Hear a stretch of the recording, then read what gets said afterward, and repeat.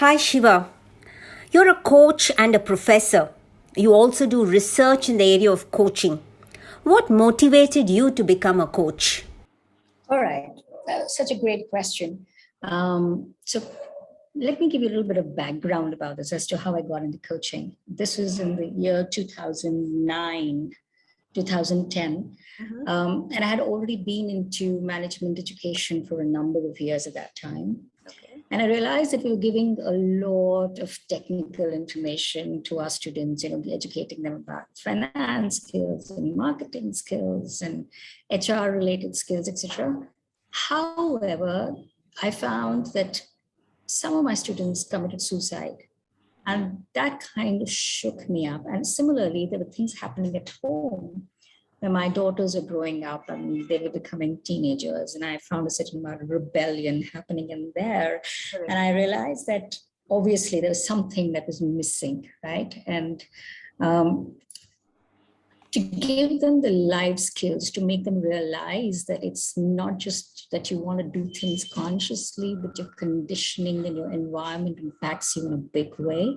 And to bring that information and knowledge to them, I thought became very crucial for me at that point in time.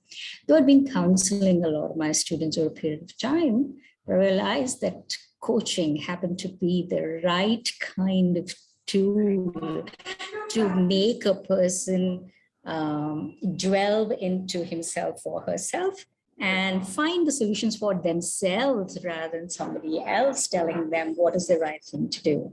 And that's how my coaching journey actually began. And then I found it to be such a big ocean in itself that you could help leaders, you could help students, you could help your family members, you could help your colleagues, and the journey went on from there. So that's how I came into coaching. Wonderful. And I've seen phenomenal results, not only for myself, but for my clients, my family, so on and so forth. Okay. But so how do you blend these roles of being, a full-time academician as well as also working with, organizations and executive coaching? So how does that blend work for you, Shiva? So number one, I'm very fortunate that my workplaces have been accommodative, and they encourage me to take on consultancy and training assignments. That's one part of it. And secondly, it was also that while I was training to be a coach, it required long hours of practicing and getting clients and coaching them and getting my certifications and accreditations, etc.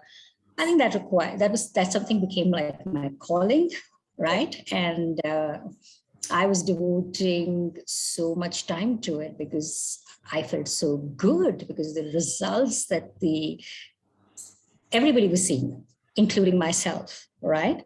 And that kept pushing me to get my certifications, accreditations, and be able to create that kind of impact and make a difference in people's life. And it's so heartwarming that people say that one conversation with you changed my life, right? Correct, So correct. I think that gives me the kick. Wonderful.